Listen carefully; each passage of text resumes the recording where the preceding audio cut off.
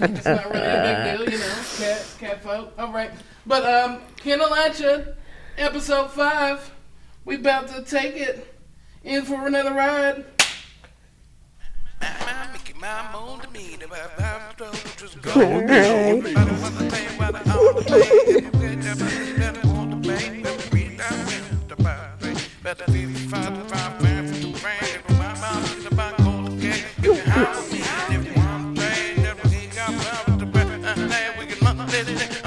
Come on, Cannalachia. Hi, everyone. It's Cannalachia time. Just kidding. I don't even know if you can see the cat. It's Cannalachia, episode 5. And as you can see, my co-host, JC, is not here with us tonight. But I do have Miss Trish Tungate. Very excited to have you. Trish is chef owner of Minglewood restaurant here in downtown Lexington, Kentucky. And she has also been, what is the word I'm looking for? A prolific individual in the movement of cannabis legislation. And CBD, really. Yeah. I mean, to make sure that we can do that. We're promoting it slowly but surely. Slowly but surely. And her, the restaurant and bar, Minglewood, was the first restaurant in Kentucky. Yep. To be able to serve CBD as a cocktail additive. Yeah. We weren't really allowed. We just did it. Fair, ask for forgiveness later. Is that what Correct. they say? Yes. Yeah. Always.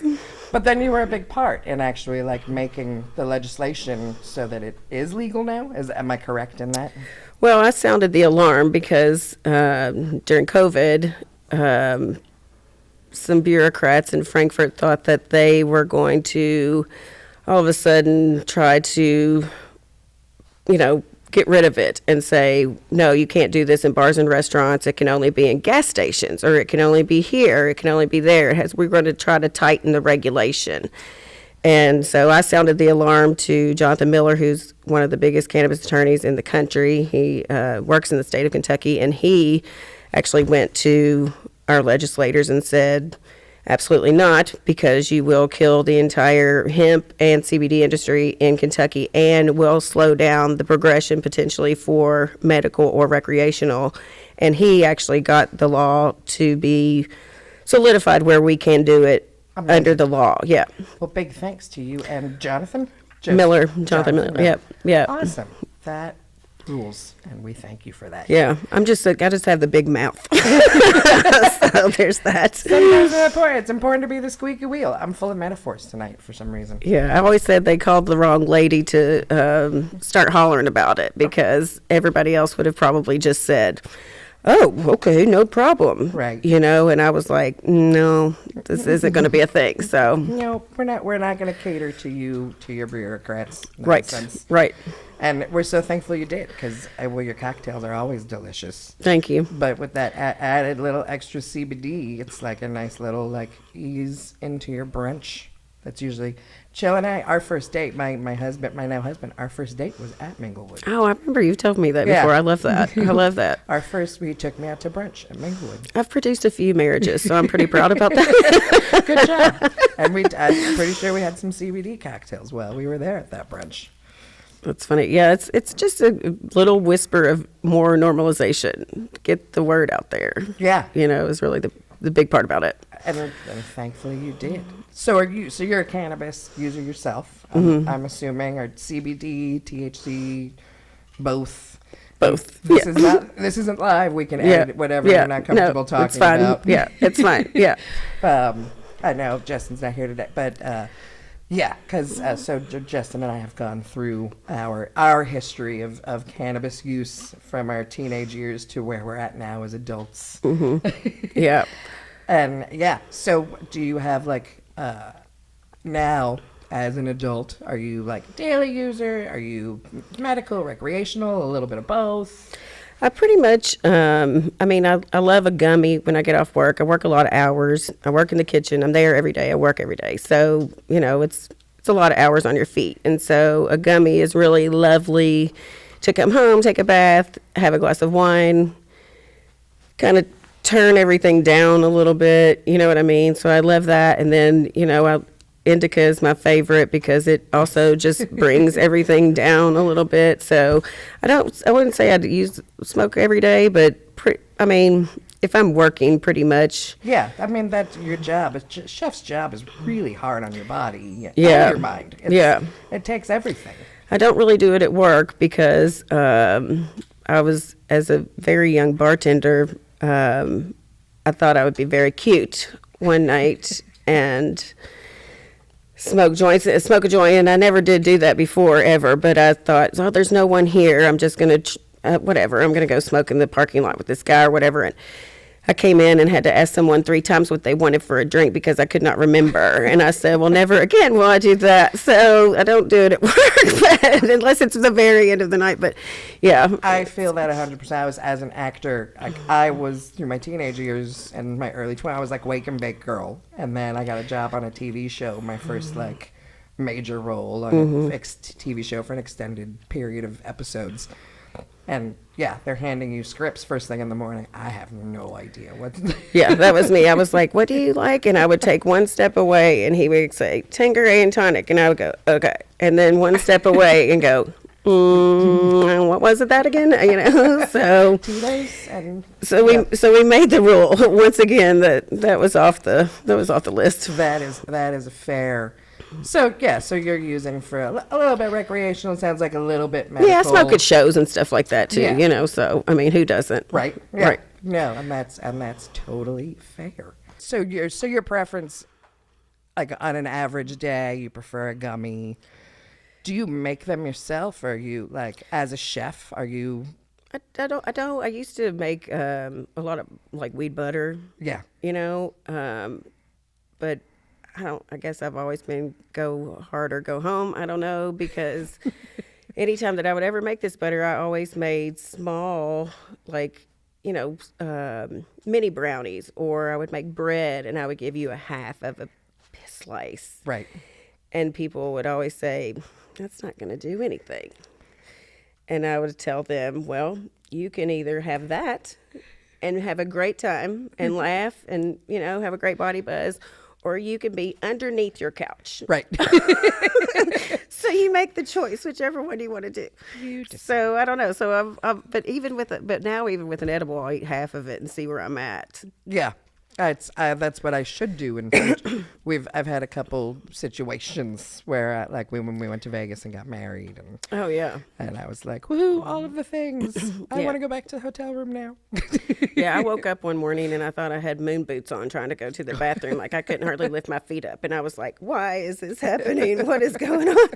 So yeah, we ease into those. We call that the uncomfortable planet. Yeah. My sister and I.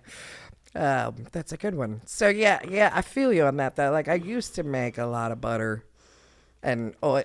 I would make coconut oil and olive oil and infuse all the things and then use it for, salad dressing even, Right.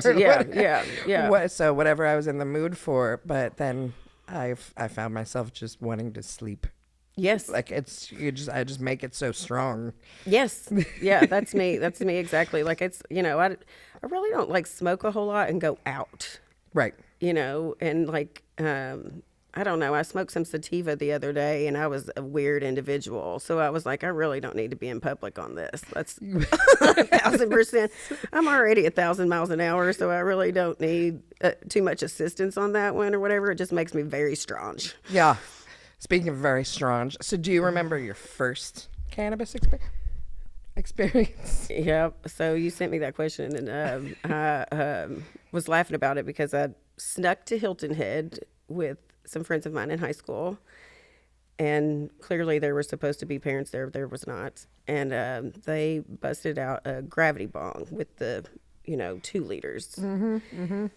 And we'd had some beers or whatever, and I hit that thing, and I mean, it about knocked me on the ground.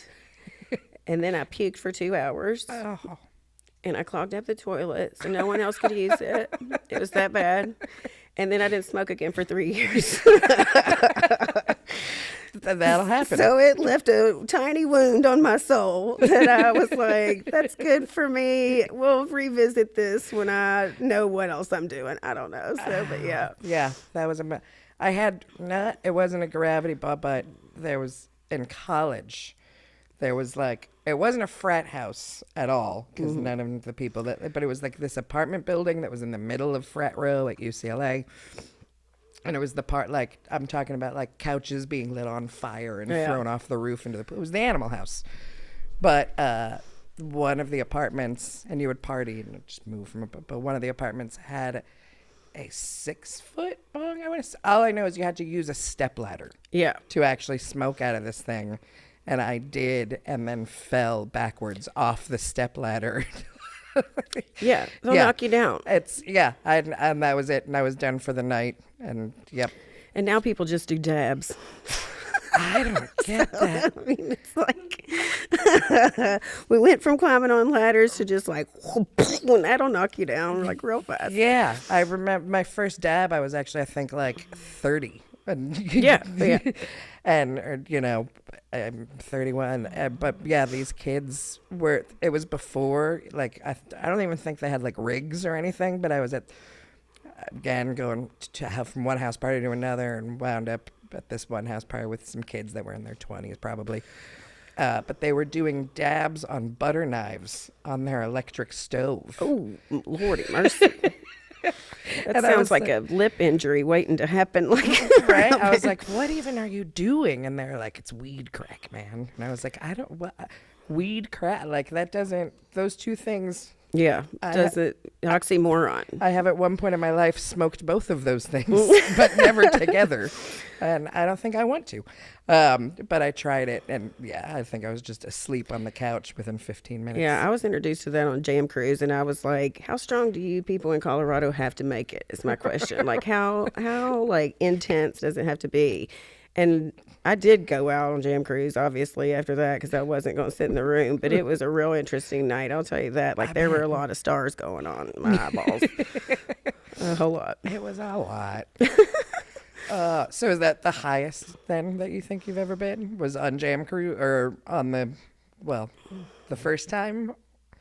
I mean, we also did some during that total solar eclipse. That was the last one on Laurel Lake. Okay. And we were eating some other extracurriculars, obviously, and that one almost knocked me off the boat. So, and then I didn't smoke for the whole rest of the day. Right. So that one hit, I was like, all right, I didn't drown. We're still here. Give me a life jacket and continue on. Like, it will be fine. Everything's going to be fine. Yeah. But it was an interesting day after that one. Whew. Yeah. Yeah. I know those days when you're like, I have a whole story that I've already put here where I was on tour with my dad and smoked with the opening act, but it was Lebanese hash.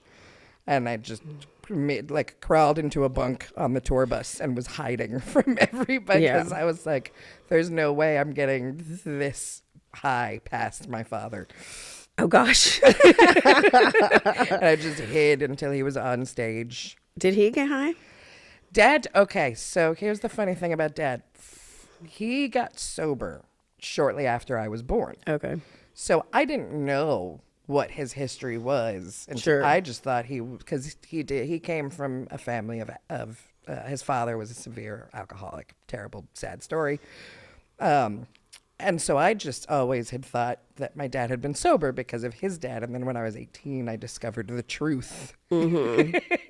And then Dad started drinking with me, like coming out to, because my parents got a divorce. And my sister and I would be at a bar somewhere in Hollywood. And my dad, where are you? I'm coming. Okay. So then I started getting drunk with him. And then that's when the real stories. So my dad was actually an acid dealer in the 70s in LA. Now, whether or not, how far, supposedly he sold acid to the Beach Boys, which makes sense, but then he also claims to have one time sold acid to Charles Manson. So via the Beach Boys, apparently.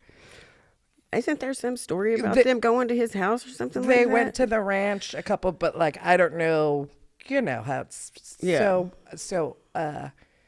musicians, actor types, we tend to embellish Sure. stories. Right. So it could have been like, oh yeah, he sold, acid to Brian Wilson a couple times. And then somehow that morphed into Brian Wilson took me to, the family ranch with Charles Manson.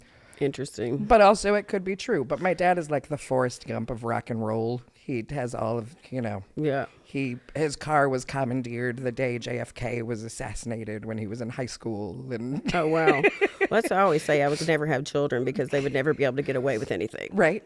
Like I've been there, done that. And Yeah, no, he knew anytime I was high or drunk. They like my parents immediately knew.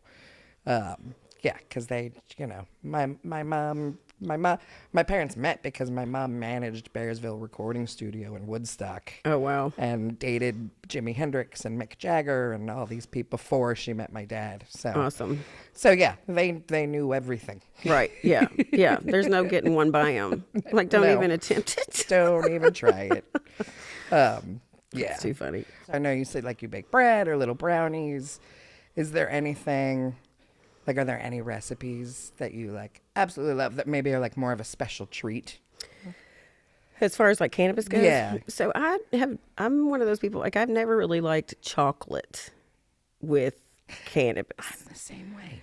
I don't, it tastes like mud to me, like the sweetness and the earth to me just does not mix. And so I would always make like those oatmeal raisin, like goo balls, or I love like pumpkin spice cake. Ooh, that sounds with good. it, because it's something about that those kind of like give you a big hug, baking spice, allspice, that kind of stuff. Those kind of spices with it tend to mellow that earth out a little bit for me without being too sweet. Yeah. So that's kind of always the direction that I've leaned in. That makes sense. I've always wondered, like, about, like, why can't I get a bag of, like, cannabis Doritos? Not necessarily exactly Doritos, but, like, Yeah. where can I get, like, cannabis nacho cheese? But I feel like now there's also like, like I've been smoking this one weed, it's like mimosa or something like that or whatever, but it really has such a intense orange to it. Nice, yeah. And I wonder if, and I love orange and chocolate. Those two flavor profiles together to me are like jam sauce. And so I always wonder, you know what I mean? Like if I had mountains of money or all of their clippings or whatever, that I could make a butter again or something, like, you know what I'm saying? Like Yeah. how that orange, because there's so many more strands out there now that have so much more, I feel like, pronounced specific flavors than the weed that we were buying. You know what I mean? Like back Yes. then it was just like you were smoking weed and it was pretty Right. or crystally or whatever. Maybe my palate wasn't as evolved. I don't know. But, I feel like now with so many different flavors out there and different stuff that you really can get, because I'm a wine lover. I was a wine buyer for a long time. So anytime I get like a pen or something like that, I'm like, I get hints of blah, blah, blah, like I'm tasting wine, you know what I'm Yes. saying? And I can pull those out or whatever. So it's interesting to think about, you see those cannabis cooking shows and whatnot where they've got the closet of different ones and different flavors. And I'm like, man, I would go bonkers in that thing. Absolutely. Because that's what I hosted a cannabis birthday dinner a couple years back. Oh, fun. And that's what we did. But each course, because I did the infused oils and I did the infused butters. So we did like 4 or 5 courses, and we made it so each course you could choose whether it was medicated or not. Mm-hmm. So you could balance it out, or you could do just medicate I think everybody decided every course should be medicated. Why not? But we did like, like a salad and shrimp and grits with a chimichurri, and I can't remember everything else. But yeah, I didn't go out and buy like, oh, this one for the chimichurri and this one for the whatever. But yeah, that would be, if I could just go into somebody's weed pantry. Correct. Yeah. And then you've got all these tinctures, because you really do get so much like different, like citrus hints, I think, from a lot of them. But then you could, it's like you get these different earth tones and, you know what I'm saying, like mossy things. And it's just like, it's like, I think that's why I think drinks are fun to pair with them, because you can level it up a little bit here or there, or it adds just a little bit of earth to something that's sweet, you know what I'm saying, like that kind of thing. So that's what makes it fun to play around with me. But again, if I had that $1 million pantry, I would really go nuts. Someday, Right. we'll have that, that grow room. Or somebody will just invite me to be like, come and cook in my kitchen, and I've got this. Oh, and the angels will start singing, So. It'll be amazing. We'll all go do that. So move on. So as a chef, I want to talk a little bit about like your chefery in general. And so, how did you get started? Like, did you always know? Did you grow up knowing that food was going to be your thing, or? No, I went to school to be a elementary science teacher. Huh. I can see that though. Yeah. And I was like, if someone tries to make me teach creationism, I'll have to burn the entire school system to the ground. So there's that. So I started working, bars and restaurants or whatever. And I started working at a place, Rossi's, and this woman became kind of my mentor as far as wine goes and talking about food and tasting food and that kind of stuff. And so she really taught me about, really honing in on flavors and nuances, that kind of stuff, pairings, textures, that kind of stuff. And I just fell in love with it. And so I was a wine buyer for 10 years or whatever, you know what I mean? And then I had the dish, and my chef had to leave, and I kind of had this revolving door of people that weren't very consistent. And I was like, you got to have it. And I said, well, I'll surround myself with the smartest people I can find and learn from them, and I'll hold down the consistency and learn at the same time. But I always loved to cook. Yeah. I was always a pretty good cook, but I was the kind of cook that was like, I think I'll start with this. I'm somebody that throws stuff in a pot, and then I go through and taste as I go, and you know what I'm saying, or that kind of, I make sauces that, you know what I mean, they could start out one direction and end up in a completely different direction. So Absolutely. But the science makes, because so much of cooking is science. right. And just on like a molecular level. Well, and like I said, texture, it's like you got to have the right acid in there. You got to have the right this. You got to have the right that, just to make it to where it's not flat on your tongue, to where it can hold up against something else. There's so many different dynamics to it, but it always keeps you learning, which is nice. Yeah. No, last week we were talking about salt, fat, acid, heat, and how great that book and the TV show are. And, and all of that. Yeah, I'm fascinated. I never want to. I worked in a very sweet. I did when I first moved to Kentucky. I was working in some bars and some restaurants, and quickly learned, as much as I love food and cooking for my friends, for my family, it is not a business for the faint of heart. That's for sure. Yeah, it's a tough one, and I commend all of you who well, thanks. Yeah, who do it for a living. You got to be slightly nuts. Yeah. Or a lot nuts, one or the other, depending on the day. But yeah, we're all a little off kilter, that's for sure. But you got to be so many things. You got to be an artist and a scientist and a business person and the captain of the ship and commander. Yeah. A parent sometimes. Psychologist, you name it. Yeah. Mm-hmm. Yeah. You have to wear all the hats. Chief bottle washer, you name it. Like, you're doing it. That's for sure. Yeah. It was too many hats for me, even just as a bartender. Because back then my dad was like, you want to own your own restaurant? I was like, no. Yeah, I tell people, this is next year be 29 years I've been in this business as a server to owner or whatever. But people will go, I just really want to own a restaurant. And I'm like, do you like seeing your friends? Do you like having a life? Do you enjoy the weekends? Because you will never see another one, But, you do have to it takes a, like I said, slightly crazy person to do it, because you have to love it so much to do it. Yeah. But I can't imagine doing anything else. Like, there's no way you could put me in a cubicle and I could survive. Right. There's no way on the planet. Yes. I have the same. Yeah, I would be looking at you going, you want to go have drinks? Can I go get something to eat? Yeah, it wouldn't last very long. No, fair enough. So, as a consumer of your food, obviously it's delicious. But I would say your focus is probably on, organic, but locally grown and seasonal foods, or how would you? It's like, what I really want to do is give really solid flavor, beautiful whole food. Like it's all scratch. You know what I mean? I make all the sauces, I make all the dressings, I do all that stuff. Like I make the spice blends that go into things. You know what I mean? So it's, but you know, I really wanted it to be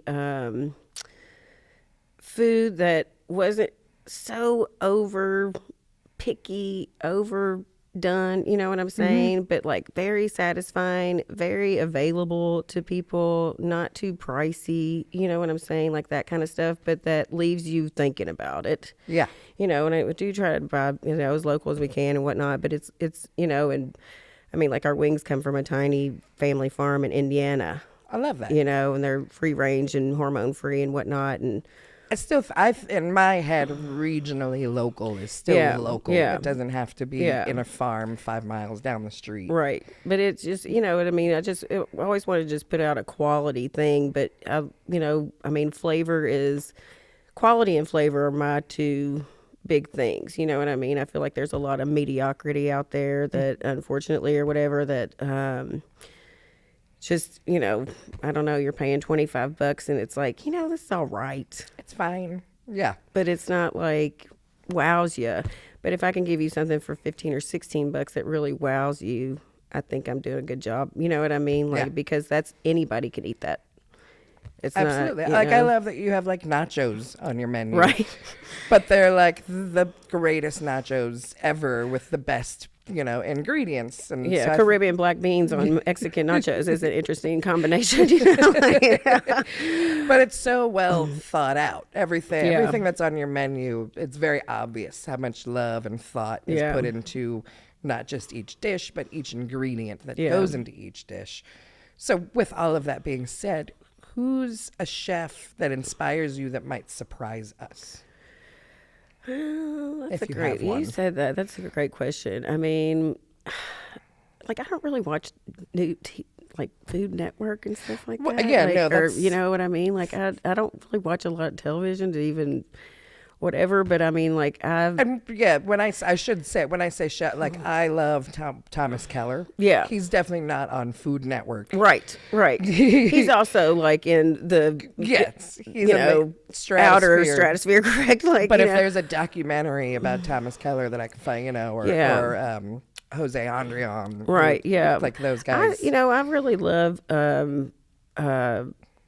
if like I'm looking at a show or something like that, but I like more to watch like stuff like that's about regional flavors. Like these are the ingredients that they're using in this region. These are the flavors that they're using in this region. This is how these people cook their pork. This is how this part of a country cooks their stuff. These are the spices, like the, you know, spices between North and Southern India are so different, you know.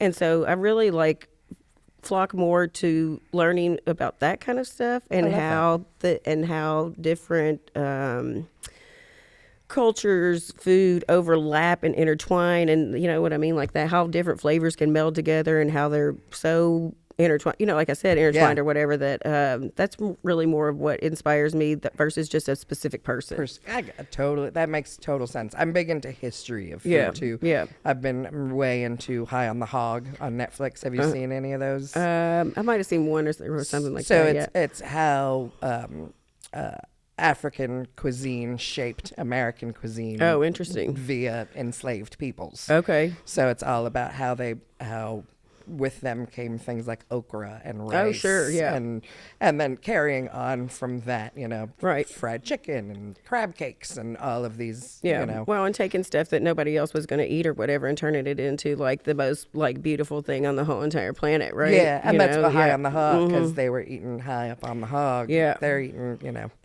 the head. And you give me some cheeks, buddy, I'm all right with it. Right? I mean, that's the best part of it. Any kind of face, I'm on it. Like, we've been talking about cheeks for a minute. Didn't we just eat cheeks? No, we talked about it. Maybe it was in Vegas. Maybe it was when we were getting married. Has some pretty good. I think they've got. I can't remember if they're beef or pork. I think they're beef cheeks, pork cheeks. That makes sense. Yeah, he makes like a head cheese, or he with was like making a head cheese at polenta one or point. something. Oh, man, they were real good. Nice. But yeah, no. So I totally feel you on those, like learning about flavors and things. Yeah, and, that's what. And we've traveled a bunch through like the Caribbean and whatnot and that kind of stuff. And so I'm always asking people when we go somewhere, like, tell me what your secret is to this. You know, Yes. I swear I won't tell anybody. Tell me what your secret is. Like, you know what I'm saying? So if I find a local person in a different country or whatever, then it's like I wanted them to share something with me about what makes this so amazing. It's really Yeah. kind of where I'm going with that, I guess. I love that. Yeah, no, we're planning a trip to Japan, and I'm hoping to find like a tiny little onsen somewhere between the major cities that we're gonna go stay at, and Right. find that. Like, Get in there and ask somebody's grandma about it. Yeah, that's what I want to know about too. Right. Yeah. Yeah. We had a lady told me, I can't remember where we were, maybe, I can't remember, Jamaica or somewhere, but she said that they will soak the fish because they don't know what they're going to go catch every day or whatever, you know, that sometimes it's like way fattier, sometimes way fishier flavor, you know, that kind of stuff or whatever. And so her secret was to soak it in sugar and lime for like an hour. Yeah. And she said it really would like pull some of the impurities out of it and whatnot, and like tone down the fat a little bit, you know what I mean? If you didn't really want that fishy flavor and stuff like that, but it would really make it like to where they could sell it to another average consumer, like, you know what I'm saying? That kind of thing. Or their families that would be like, I don't like that kind of fish because, you know, kids are going to be, I don't want that. Right. You know what I'm saying? So, but that was her secret. And I thought that was so interesting. And so I use that actually for catfish a lot. And it does like make it like 10,000 times more. I'll have to come in. And I don't know if I've ever had your catfish. I haven't done it in a while. Oh, okay. Yeah. I was sad. I don't remember seeing it on the menu. Because that's one of my things about catfish tends to be very sort of earthy and muddy. Right, and, correct. You know. And so it kind of just pulls a little bit of that out, but it also kind of firms the fish up just a whisper. I think that acid tends to like firm the meat up a hair, you know what I'm saying? So it's still like flaky as all get out, but it makes it just a whisper more dense. Yeah. That makes sense. I dig that. If you were going to have a dinner party and you could invite 3 chefs, they don't have to be chefs, but or 3 people in general that you would love to cook for, who would those 3 people be? I gave this some thought, and I also thought about that cannabis cabinet. It's my dream dinner. Right. Right. Dig it. And I think that I would have to invite mostly comedians. I love that. Like, I would have to bring people in that would make me and my other guests, whomever might be there, laugh the entire time, because I feel like that's what better time is it than to laugh with your friends? You know what I mean? Right. And eat and drink is like perfection to me. You know what I mean? So, I'm like, Dave Chappelle's he's invited. Ali Wong, she's invited. Love it. You know, who else? I love that Michelle Wolf gal. I think she's funny. But I was just going like all these different comedians I think would make for, a riotous evening, really and truly, and especially if you're doing infused food. Right? That would be, I want to be invited to that dinner. Yeah, 100%. I'll be your sous chef and then sit with you and eat. I love that. That would absolutely be fun. What would you cook for them? Hell's bells, that's a great question. I guess it would probably depend on, really depend on the season and what it is. I'm kind of a fly by the seat of my pants cook sometimes, right. Like we did Taco Tuesday at Minglewood for 5 years. So every week for 5 years, I did a different taco. Nice. And some weeks I would go in and knowing, like, this is 100% what I'm going to do. And the other weeks I would go in and go, I don't have any idea. You know what I mean? Until I got there and I started, rooting around and seeing what was going on. Or it would just be like, I woke up today and I feel like this. Right. Or it's this kind of day for this kind of flavor. You know what I mean? So I'm really like a moody chef, I guess. I don't know, because it all depends on my mood. Right? No, I think there's certain dinners that I have to, like Thanksgiving, I plan weeks in advance and I know what I'm going to cook, and I still manage to fuck it up somehow every time. but it's fine. It all takes practice. It all takes practice. Well, no. So I've been I've been experimenting with cheese sauce, and I've been using sodium citrate to make just a pure cheese sauce. Mm-hmm. So I'll teach you how to make some cheese sauce, girl. I'm real good at it. Well, I can do the cheese sauce with the roux really good, okay. but I was learning from like Wiley Dufresne and Jose Andrea like how to use sodium citrate to just make a pure it's just so Nothing, we bought no flour. 6 kinds of cheese. We went to Jungle Gyms and bought 6 kinds of cheeses and melted them all down, then added the sodium and it was perfect. It was the smoothest, most velvetiest, gorgeous cheese sauce, and then I added it to the macaroni and I left it in the oven for too long. Oh no. Oh no. You're just like, you want to scream at the top of your lungs, don't you? Like, Wanted to cry. Why? Oh my gosh. And you're like, we're eating this anyway. Literally, so the whole crust. $40 a pound. Oh God. Yeah. Just a tiny bit, but it was still. Still, these were like super, like not vintage cheddars. Yeah. Oh man. Said like truffle, blah blah blah. Yeah, it was a whole thing, but yeah, the whole bottom of basically anything that was actually touching the casserole dish got burned. Yeah. So I was like, we're just gonna cut around that. Yeah. And that's what we have left. And don't tell anyone. Well, thankfully, Chill accidentally actually left the macaroni and cheese in the oven when we left because we didn't host it at our house. We had it at his granny's. So we packed everything up, and I'm unloading and putting things on her counter and making sure there are serving spoons. I was like, where's the mac and cheese? And he had left it in the oven.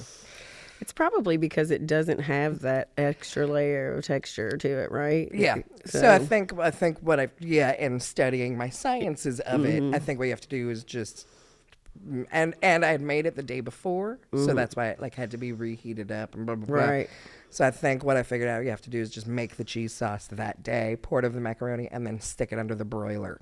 Right. For a couple minutes to get that I was just a browning, yeah. on top, and that's all you need. And you're done. Or brown your topping before you put it on. Yeah. Well, You we know don't what do it a means? topping. It's just cheese. Oh, okay, gotcha. Cheese and noodles. There's no toppings. There really is nothing better, though, than like a whisper burnt cheese. Yeah. Like where it's just slightly brown is one of my favorite things in the entire world. It's the best. It's the best. My grandma was not a cook at all. But the one thing she would make was these open face tuna melt sandwiches on rye bread with American cheese. Yeah. And she would put them under the broiler, and Oh, then nice. American cheese just get as gross as it is. Yeah.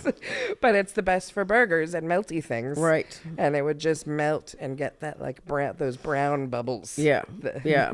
That's when you know it's going to be real, real good. So good. So, okay. So we don't know what you're making for your comedians. Yeah, I mean, it would really depend on. I mean, like I said, I don't know. Even when my family comes over, they have been coming over for Christmas the last couple years, and I've been cooking, and I'm like, what am I going to make this year? Right. I don't know. And sometimes it's just the date when you go to the farmer's market or you go to, we shop at Good Foods all the time. So it's like, what's here? What looks good? You know? And I don't know about you, but I am like, it used to drive my ex-boyfriend insane. But I can spend an hour in the grocery store and not complain about it. Like, if I don't have anything to do, you know what I mean? But I'll smoke a little bit of weed and then go, you know what I'm saying? But then it's like, well, okay, what am I going to make for the week? And, oh, that looks yummy. Oh, you know what I could do with that, And he would be like, let's get out of here. And I'm going like, hold on a minute. Hold on. Let me think of one more thing. Oh, but you know what would be so good with this? And he's like, oh my God. I love that this pretty much gets brought up every episode now. Oh, really? The only fight that Jill and I have ever really, true fight was because I was taking too long in Trader Joe's because it was, oh my God, Christmas time and they have all the seasonal nuts and things from different countries. And he was freaking the fuck. But I thought he was just doing a bit. I thought he was just being a pain in the ass and be like, let's go, let's get out of here. I'm Grumpy Pants. Yeah. Because I'd never really seen him be grumpy before. Yeah. And then I was like, finally, I was like, here, just go to the car. Go smoke a joint, whatever. And I got up, don't ever fucking do that to me. I mean, he didn't swear at me, but Yeah. that basically was like the whole, and he was pissed. Yeah, it got to the point where he would not go to the grocery store with me ever. He told me I have to have a list. Yeah. And then he'll go with me and we'll go shopping for exact, but he won't go to like, he's doing better, but he won't go to Trader Joe's and like meander at Christmas time. Well, and God forbid that I like, cause so my girlfriends and I will go to the beach, and I say this is the reason they keep me around, but we'll go to the beach and we always go get like fresh seafood from wherever we are, and like big steak, and like, obviously I'm the one cooking because they're not doing it. And so, but I'm really in there for a long time, and I'm like, y'all go to the wine aisle. Right? Y'all go over there. I'll be over here, and when I'm done, we'll meet in the middle. There you go. Like, because we got to compromise on this one. So That's perfect. I don't know what, I can't send him to the weed aisle. I wish. Someday. come on, we can do it, Kentucky. Could you imagine if it wasn't in dispensaries anymore? If you could just go to the grocery store and like there's like the spice aisle and then the weed aisle. Yeah, lovely. amazing. It'd be super Highly amazing. Professional, but this sounds amazing.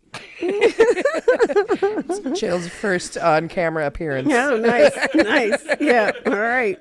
Coming up with good ideas over here. I like it. Right? Yeah. He's the best. He always has the best ideas. So that all of that being said, so we don't know what we're cooking. We're deciding the day of what we're cooking for Dave Chappelle. That's fair enough. Are we it's yes, it's obviously a medicated dinner. Yeah, I mean, I think, I probably might have cooked some soul food for him because I actually am really good at it. But like, I think Ali Wong would be down with that also. You know what I mean? Like, there's Yes. really not too many people that aren't down with that. But I mean, I don't know. You got to bring something for your guest that's from your person to them. You know what I'm saying? So that's also kind of, I don't know, would have to depend on. When and where is it? Are we doing it in Hawaii? Are we doing it in Kentucky? I mean, so Is I it don't winter? know. Is it summer? Great. Is it- Yeah. There's a lot of factors going on there. Fair enough. Yeah. Fair enough. So, but what is all of that being? What is the one piece of advice in your life that you've gotten that has resonated with you as a human, as a chef, as a woman? Well, as a restaurateur, I will tell you, I was given the advice: always make somebody a strong drink, and they'll come back to you forever. Fair enough. And I've had people come back that have been my customers for 29 years. I love that. Literally. But I think that translates into kind of be kind to anyone around you, and they will come back. You know what I mean? If you give the best, then you will get the best, and in return, you know what I mean? What goes around comes around. And it's really, I kind of think the way that it goes. You know what I mean? So. Yeah. Nobody's perfect out there, but you know what I'm saying? Hey, all we can do is our best. That's it. We can and rely on the kindness of strangers and their strong drinks. That's exactly right. Well, this is a kind of weird thing is I can see someone in the grocery store that I have not seen in 10 years and go, oh, Tangerine and tonic. Right. Oh. Not if I'm smoking weed. Right. But, Yeah, but now you can. Now you know. yeah, now I know. But I can literally remember your drink for 900 years. That's amazing. So I just get whatever's on your menu. Bizarre. Yeah. I like your creations that Yeah. when Yeah. I come into your restaurant, I don't get my usual, tequila and Sprite. I've got a new one coming up that I'm real excited about because, all these people have been doing these espresso martinis. Mm-hmm. Well, I'm going to level that up and make one with mushroom coffee. Oh, we have to come in. We have to go try that. Yeah. And so, And all that. I'm going to put, Ashwagandha, whatever they call them. it's, I've been drinking this. It's like cacao and mushroom coffee that's really lovely or whatever. But I did that and like rum chata and, I've been playing around with this bourbon chocolate liqueur that is like out of this world. It's very rich, and then why not throw a little bit of vodka in there just for shits and giggles and call it a day? You know what I mean? I like it. And then orange because I want that orange with that chocolate. But it's really tasty. I'm real excited about it. Nice. I'm still trying to figure out that one cocktail that I had in. I don't even know where we were. Where were we? It was like this mezcal apple cider, Oh, uh-huh. but it was cold. But Yeah. it like had all these but it felt warm while you were drinking. It was Yeah. down there by the Tennessee border, where you went to college. But I love the because you'd mentioned coffee, like the kind of cocktails that are like. Oh, was it in Bowling Green? In Bowling Green, thank you. Okay. Yeah, it was like at a weird, we went to like a pizza restaurant in Bowling Green, but they had this cocktail that's like stuck to my brain. Yeah. I like mezcal because it's like smoky. Yeah, like Pearl and I tried to explain it to my sister, and she called it fire pie. Because I was like, it was like smoky, but apple pie and citrus, and there was like cinnamon and orange and smoke and blah blah blah. Just like fire pie. That sounds good. Right? But like those kinds of where it's like you would associate in your brain with like a hot beverage. Sure. Like a hot apple cider is how it felt. Mm-hmm. But it was a cold beverage, which is much nicer for like. Wonder if that. I wonder how that translates. Like it would translate into, you know what I mean, like a warmer drink in the fall or something. Oh, like it would that. be amazing. You know what I'm saying? Because usually you would do like rum or something like that, but I could almost see that smoky.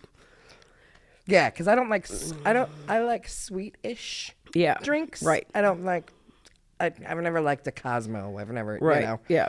Like it's too much cloying, sugary. Yeah. Well, and you're waiting on a headache. If you give me a sugar rim, I'll throw the glass at you. Yeah, right. So no lemon drops for Amanda. Got it. Yeah, when I was 21, I mean, I was all about it. But Of course, yeah. as an adult. Yeah, well, you get wounded on those sugary drinks when you're a kid, and then it's like swear them off forever. That's the one liquor I'll never touch ever again in life is Avalanche. Is that what it's? It's like a minty schnapps. Oh, kind Lord. of, yeah, like at those schnapps. There was Avalanche, and then there's like Avalanche and Volcano. I can't remember. There were like two opposing. One was like mint and one was cinnamon. Oh, God. Just sugar and grain alcohol. It sounds like just... You will be in the bathroom later. Yeah. Like curling your guts up. Whether you smoke a joint or not. Yeah. You will be gosh. on the uncomfortable planet. Oh, no. But I love that espresso, like mocha and mushroom sounds. It sounds like earthy and sweet. And Right. Well, and that cacao is like very a little bit more on the bitter side, you know. And the ranchada is more like, you know, like baking spices, like I said. And then that chocolate though it's got that bite from the bourbon. Yeah. You know, that back kind of heat bite to it or whatever. So it really is. And then that orange is very balanced. It balances it out as far as, you know what I'm saying, where it's got that acid to it, little heightened bit of sweetness, but then all that rich undertones. I love that. So, yeah. It's like it also reminds me of Damiana. Have you ever had Damiana? I don't even know if it's legal in the U.S. Oh God! Well, it's one of those. It's from Mexico, and it's supposed to be like an aphrodisiac, but it's this kind of like sweet, kind of earthy, and it comes in one bottle that's shaped like a very voluptuous lady. I'd smuggled a bottle back when I came from Mexico one time, and I've always tried to find it in the stores because I'm like, I had this bottle and I would like sip off of it, but I'm always like, how do you make a Damiana cocktail? Like, what is that? Yeah. Does it mess you up?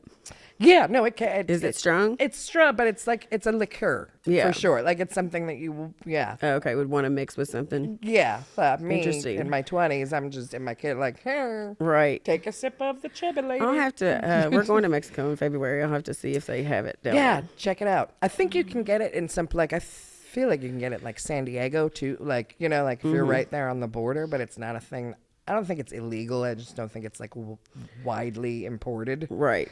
Yeah. It's one of those odd things. Yeah. Costa Rica has a liquor like that. And I was trying to think what the name of it is. It's chili something or another. They make these little shots and it's verges on right between rum and tequila. Nice. But they mix it with, everybody has their own little tomato juice spice blend that they pour barely on the top of the shot. But they're so tasty, and you're like, oh, it's great. 3 or 4 of them later, you're like, time to go home. Done. Yeah. Yeah. But I'm one of those where I love Fernet. Uh-huh. I'm one of those whip that where like people are like, "What the fuck is wrong with your brain?" Yeah. A girl that works for me, she loves a High Life and Fernet. Oh, I've never had High Life and Fernet. She swears by it, that it's the best thing in the world. We would do gin, like real ginger, like Fever Tree ginger beer. Yeah. So a shot of Fernet and then sip back some ginger beer. But yeah, but at the same time, I hate Malort. Oh, yeah, that's awful. Yeah, no. That's like, no, it's kind of an assault to your face, in my opinion. There's no like, saving Malort. no way. Somebody else was just talking about that. It's so weird the other day. We've gotten way off subject again because I'm really good at that. That's all right. Hey, as long as you don't talk about drinking for 20 minutes. We Yeah, have been right? talking about drinking for 20 minutes. Oh, Yeah, we're trying to talk about cocktails. No Let's see. longer going to be a feature. We're not a weed show anymore. We've become an alcohol show somehow, and I don't even drink anymore. Well, I did have some really nice weed tea that a friend made for me over COVID, and my girlfriend and I would. You could take a shot like this big, Oh, nice. and I mean, that's all you needed. And next thing you know, we're like two little girls at a 5-year-old birthday party, and I was like, this is the greatest thing known to mankind during COVID. What do you mean? Like, I need some of that tea. yeah, it was great. Yeah. It was fantastic. And I mean, one bottle would last us like forever and a day. Oh, that's perfect. But we would have a little sip of that and then get into my refrigerator, and it was like, chopped all of a sudden. I'm like, what am I going to make us tonight? Because I'm real stoned all of a sudden. Is it like a sweet tea, like an iced tea? Yeah, like a sweet tea. Oh. Yeah. Uh-huh. I want to try making some of that. Yeah, Because it was great. When I go to California, there's a company I buy little tea bags from. I can't remember what they're called, but I buy them at the dispensary, and then I buy the THC honey that goes in. So I'll make the. Yeah. But that's just immediate sleepy time. Right. It's like chamomile and THC and honey and tea and a little hot warm mug of that. And Yeah. you're done. You could probably put it with some some of that like ginger zinger or something or another. You know what I'm saying? That's got some caffeine to it. You know what I mean? But like something that would kind of like ginger, like wake you up a little bit. That's Like, what it needs. Because I think, it's called Positivity, I think, is what the company is called. oh, uh-huh. But it's all like, it's all calm. It's all chamomile and Yeah. lavender. But yeah, they should do like a caffeinated version with some sativa because I think it's Yeah. all indica. Right. Well, this stuff it would wake you up. It was fun. We gotta try some of that, or maybe just get enough bags of it Yeah. and just brew a pitcher of iced tea with it and see what happens. Yeah, put it in the fridge. Well, this came with the cap on it, so it would stay in the, in the door of the deal for when I come home from work. And Nice. Yeah, that's been one of the things we've gotten, like sodas and stuff in Denver, and you open it and then you're like, oh, I just gotta finish this, right. and then, and then things get stupid. The flowers look so amazing. Everything. Denver is the most magical place on earth. Yeah, that's what I say too. The land of the civilization is out there, right? It feels that way. That's for sure. Yeah. Even at the Cannabis, the Church of Cannabis with the bad laser light show. What did you think about? Did you go to any of the dispensaries in Vegas? I hear they're wild. We only went to one. Did we go to two? Oh, you went to the other one. Yeah. We went to one that was pretty standard for like having lived in LA and Right. been to so it was very like I think for anybody not from it would feel wild because it's a big giant place with all these glass cases with all of these options, Yeah. It's a massive room with every option and everything, pre-rolls and flowers and Yeah. edibles and drinks and Well, a friend was telling me that they had gone out there and they went to some place and it was like, the back bar where alcohol would be normally was like bongs, utensils and whatnot, Right. to, and dab rigs and whatnot. And then the underneath was all, what do you want to smoke? And so it was like going to a bar, but then you choose your apparatus and what you put in it. they shut those down, but they're Oh, bringing really? them back. There's one. They had it. Oh, they did. Oh, Okay. Ryan and them went to it. Oh, okay. Yeah, 'Cause- they made a separate trip. But 'Cause you there may was have not been able to originally- smoke there, though. You may have not been able to smoke. Right, that's what I'm saying. So originally it was a little bit like the Wild West. Yeah, right. Where these places open and they're like, and you can smoke here. And then the legal people, the bureaucrats were like, what? No, you can't. No, you can't do this. You got to go home for that. You got to get out of Do here. that in here. So they like kind of brought the hammer down on that. Yeah. But they're bringing it back but they want to treat them like cigar bars. Okay, yeah. So, but they haven't like, apparently, I think the very first one is supposed to be at Resorts World, which is where we stayed for the week we got married. But whether or not that's actually, who knows? But yeah, and California is kind of trying to think. There's like one or two actual cafes now in LA that there's one in West Hollywood, I think. I haven't been to it yet because we haven't been back. We'll go on this next trip for New Year's. But yeah, so those like the Amsterdam cafes aren't here in the U.S. yet because the law. Yeah, she said it was wild, and then they were like, would you like some cookies? Right. I love that. And I was like, perfect. Why can't we do that here? I don't know. Yeah, but I thought that was seems pretty interesting concept, Yeah, it's so funny. Like we go to bars and we drink alcohol and it's fun. Like why can't we smoke weed or eat weed and hang out? And, Right. It's not like one or the other. It's like we can have both and everything's going to be okay, guys. Yeah. Right. Yeah. So Exactly. are you for then? We can maybe edit this back in because that leads me to one of my initial questions that I forgot about. Yeah. So are you pro cannabis legislation recreationally, medicinally, federal level, state level? Like, what do you think it should look like? I mean, I really think if they would just go ahead and say on the federal level, like, it's no longer illegal. Right. You know what I mean? I think just the states are going to want to have their thumb on it in one way, shape, or form, but the federal government wants to have their thumb on it also. Right. So if they go ahead and do it, then I feel like the states would follow faster. Yeah. Because they wouldn't be going, well, nobody could go, well, we're breaking federal laws over here. What's next? You know what I mean? Because that's kind of, I feel like the mind frame that it's like, well, what's the next federal law that's going to, you know what I'm saying? And then we'll have to do this or whatever. But it's like, I mean, what is it? 38 states that it's legal now. So, I mean,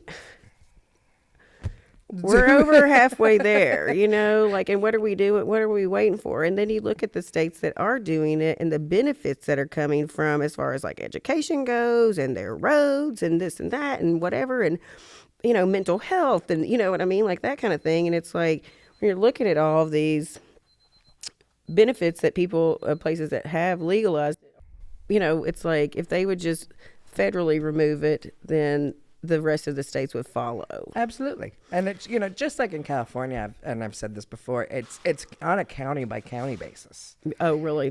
Yeah. So, and there still are some counties that are just now, almost 20 years later, rolling out, okay, we'll give a couple dispensaries licenses and see how it goes, And just like in Kentucky, this is the bourbon capital of the world, and we have dry counties. Right. Well, I have a friend that she has been a cannabis and hemp lobbyist she was for a long time. I'm not sure she's still doing it now, but, she would have to meet with Mitch McConnell and whatnot about hemp and CBD and whatnot in Kentucky. And he is actually for it. He's like, if he goes, let's regulate it across the board and get it done. But he's like, just as long as you put the regulations in place as far as where's the money going to go. Hello. I would also like to be on this show. Right. But so you've got one of the most conservative senators out there that's literally like, basically as long as we're all getting our cut, what's the problem? Yeah, I agree. I think that we should just let counties decide how they want to treat it and let adults consume and regulate it like we do alcohol and tobacco. Right. Yeah. Yeah. I mean, I think it's just, like I said, the benefits of the states that have done it already, you know what I mean, Yeah. outweigh the not. And so it's, you know what I mean? And humans are going to smoke it. Humans are going to smoke it. And again, nothing wrong with alcohol or tobacco. I'm a cigarette smoker, and Yeah. I do drink on occasion.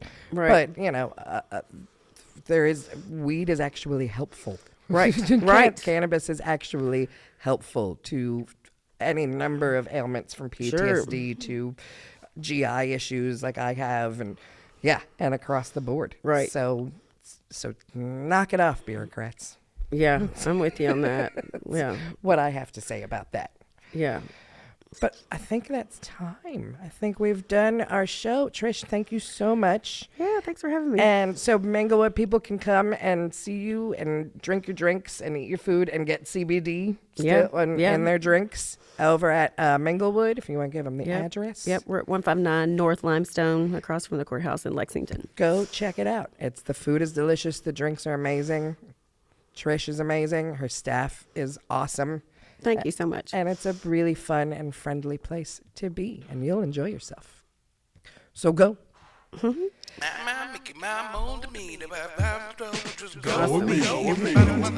that was fun.